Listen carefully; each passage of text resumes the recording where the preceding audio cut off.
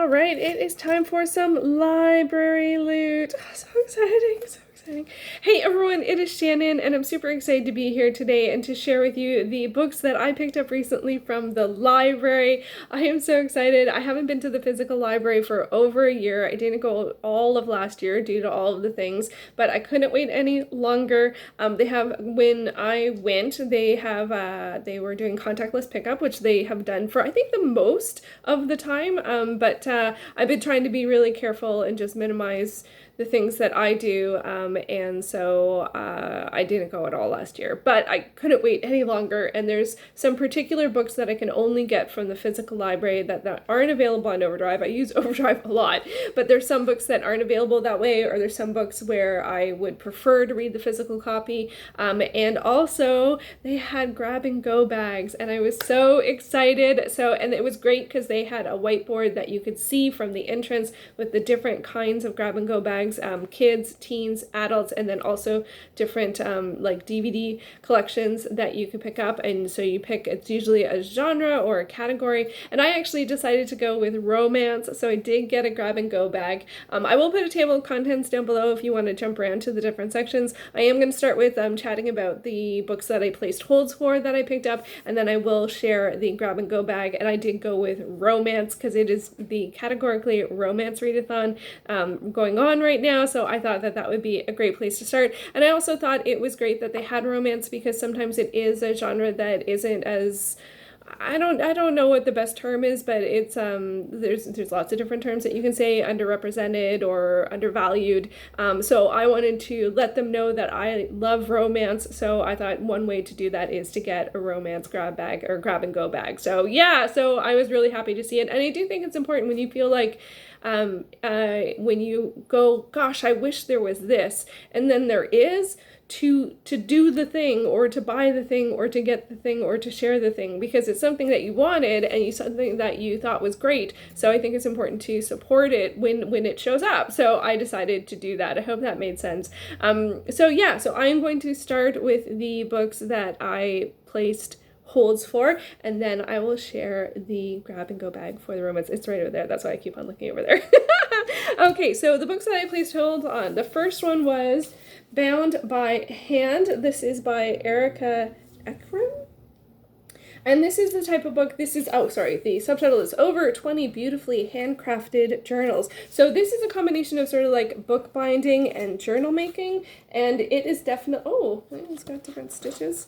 This is definitely one of the kinds of books that I like to read a physical edition of, when a book that has lots of illustrations and instructions.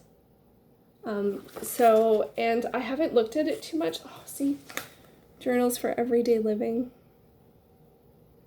You know, and then I think it shows you how she made them. Oh, look, that one has a spot for your pencil. Look at that. Oh my gosh.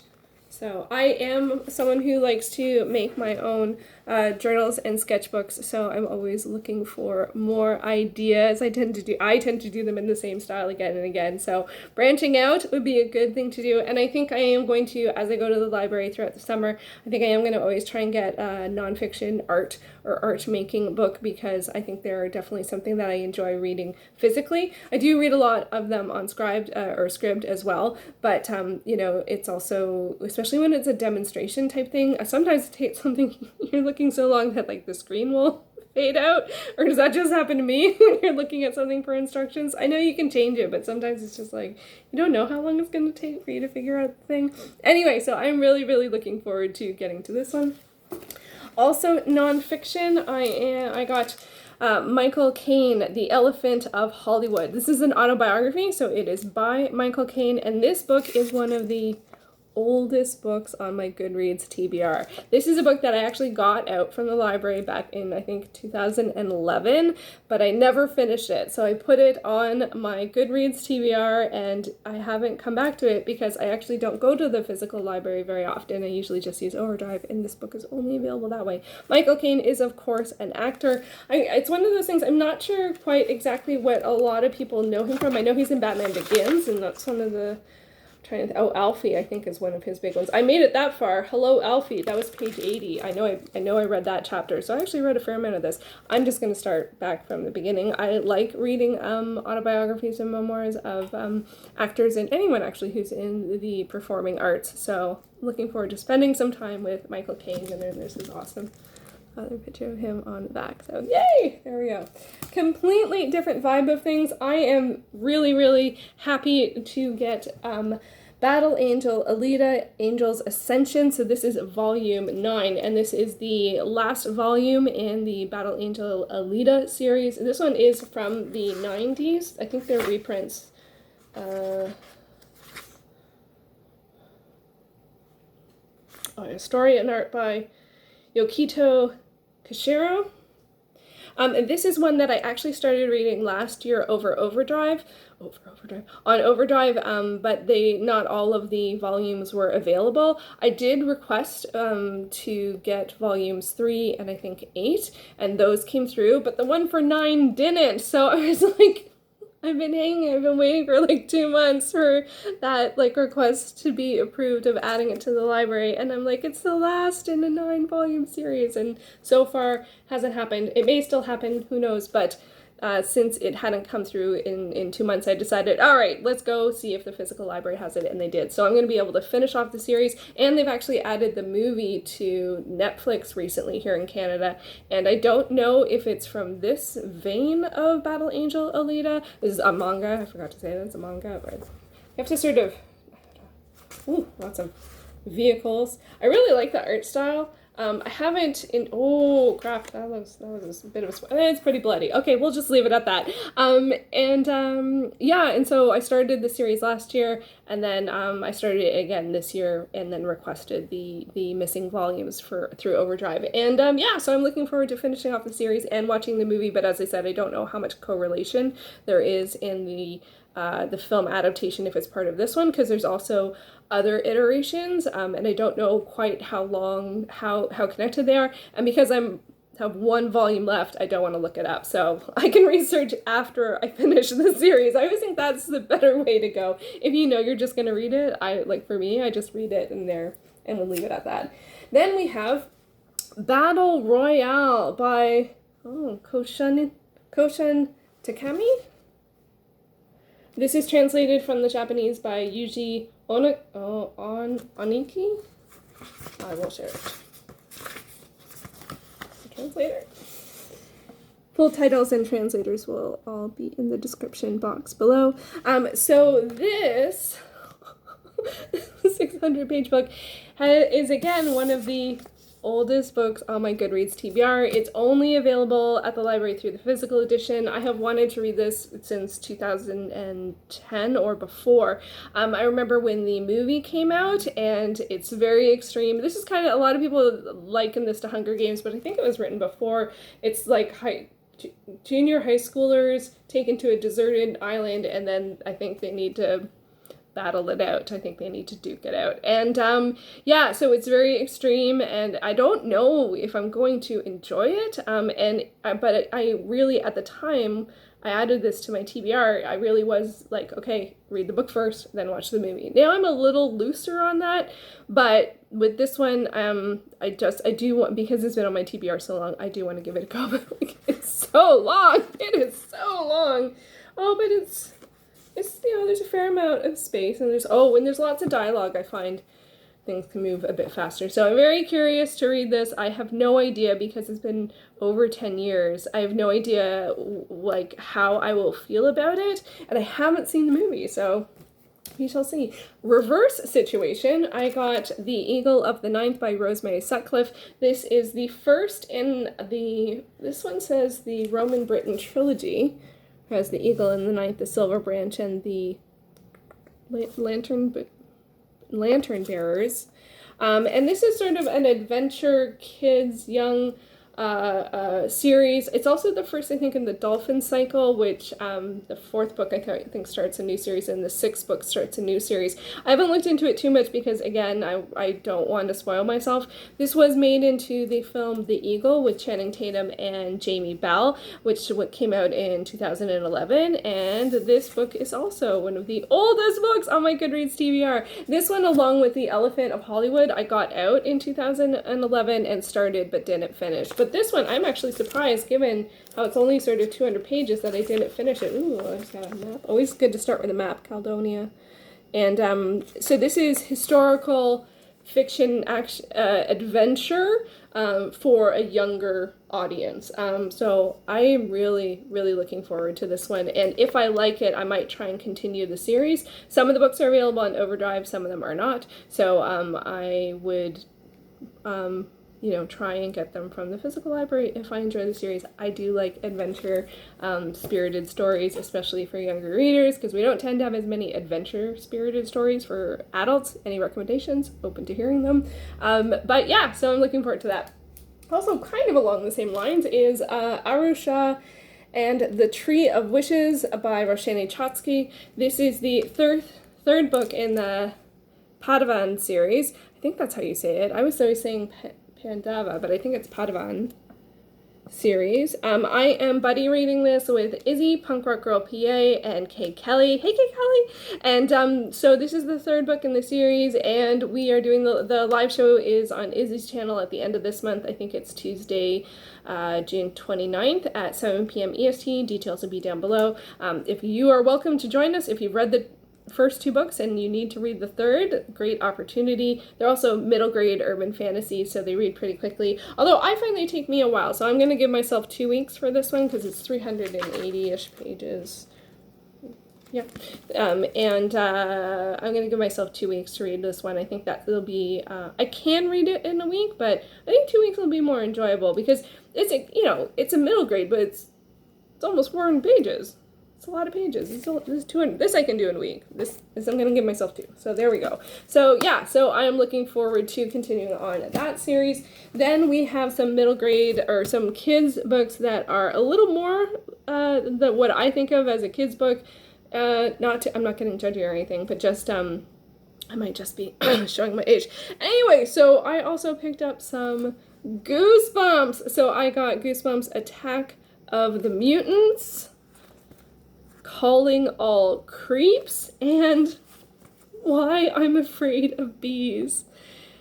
That cover is so creepy. So these are what I think of, like, because these are like 100 pages, huge font. So these feel very different. This, I guess, is more kids, and this is more, I don't know, this doesn't feel like teen yet.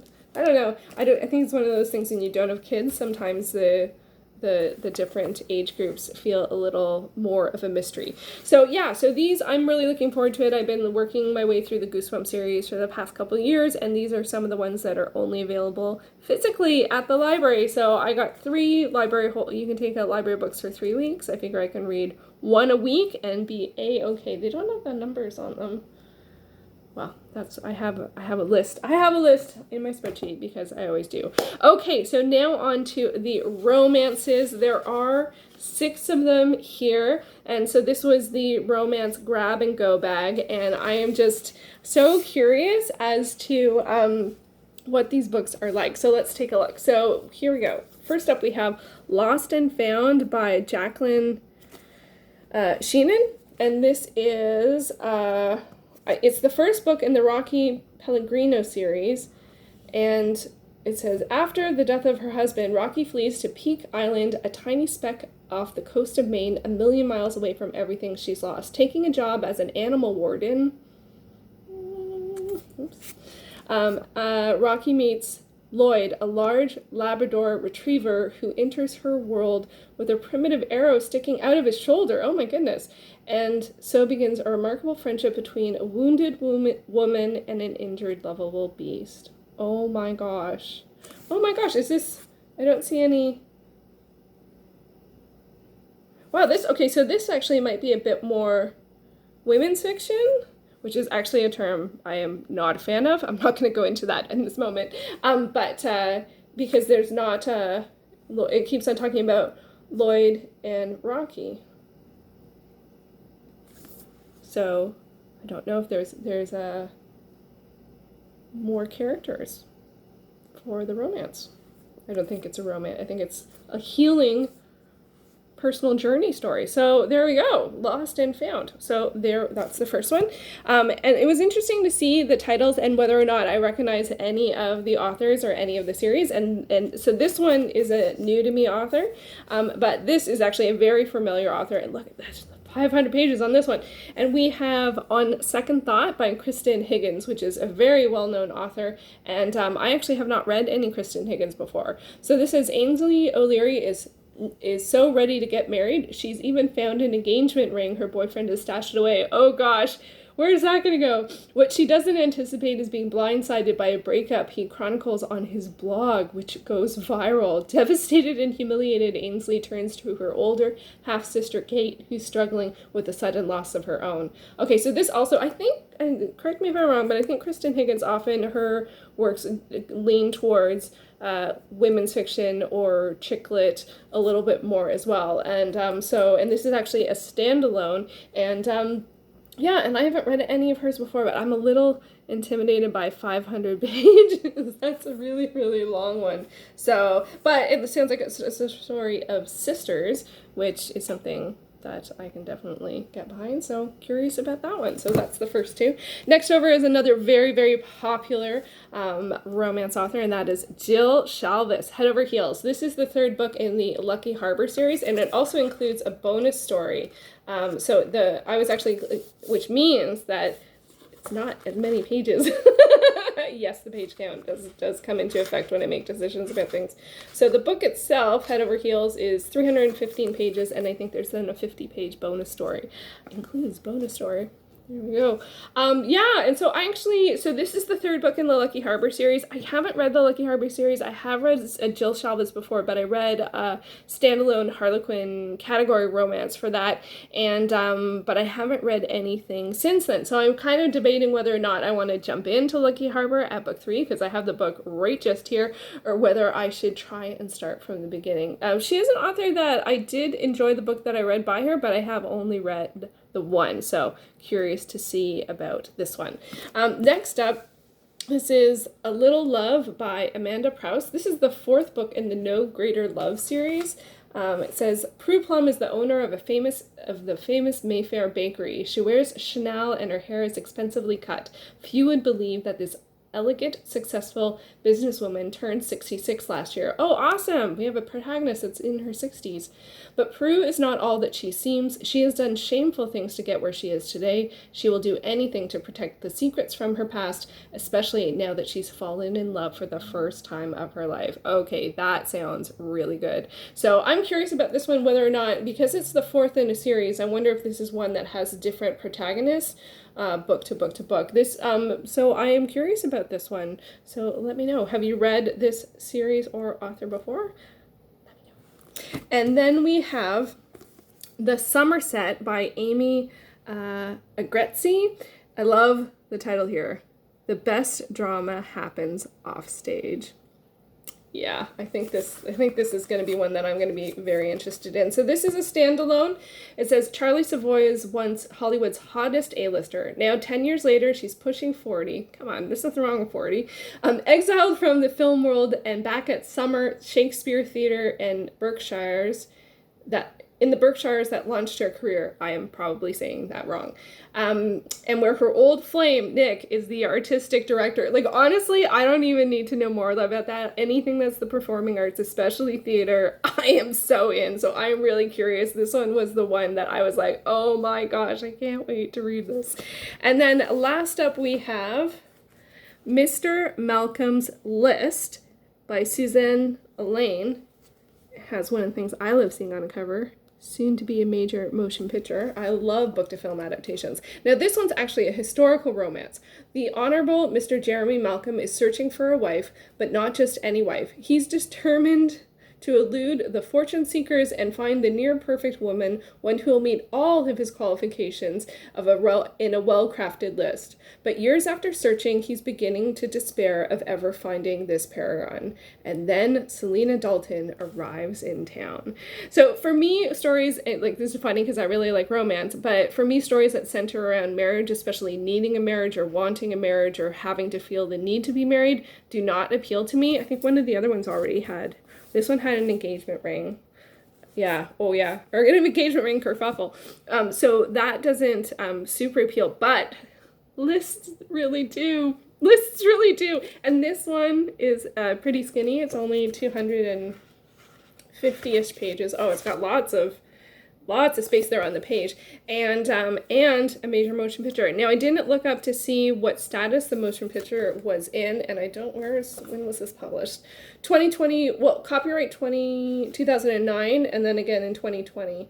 So, yeah, so that's something to look into. Of course, all the things that they are these days, some of the status of productions has changed, and, you know, so it's good to check in on them. So anyway, this one holds great appeal for me. So I was thinking I might end up doing a chapter vlog in trying each of the books. Let me know if that sounds interesting. I kind of feel like if I did that, I probably shouldn't have done this, like, included talking about each one of the books, but I couldn't help it. I don't know. I'm so excited about going to the library, and there's so many exciting titles here, and I'm just so happy to see the grab bag, and especially because the grab and go bag, because it's such a wonderful opportunity to have some randomness these days, and to have surprises, and so that's one of the reasons why I got it, and I am really curious. So those are the 6 of the ones. Oh, I ended up doing a bit of a stripe there.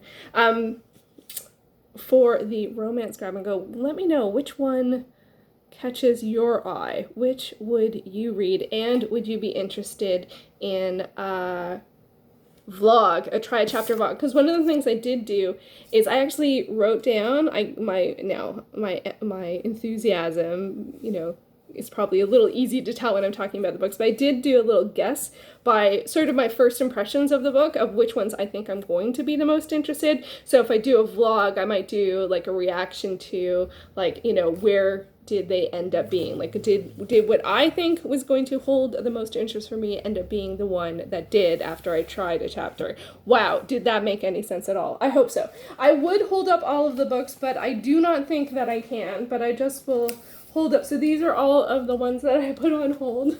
I'm trying to limit myself.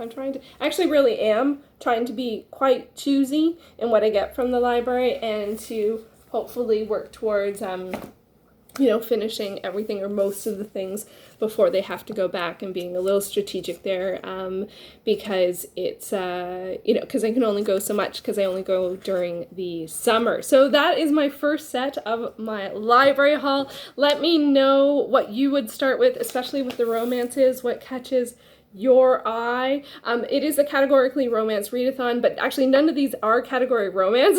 So I might read some. I might try 2 a week. That might be a different option. I might try 2 a week and then include them in my weekly wrap up. I haven't quite decided what the best game plan is for that. But I just, you know, even though it's warm out, I just want to make a cup of tea and just try all the books. Just want to read all of the things. So there we go. That is my video for you today. I hope that you enjoyed it. And I will be back soon with another video. Thanks so much for watching.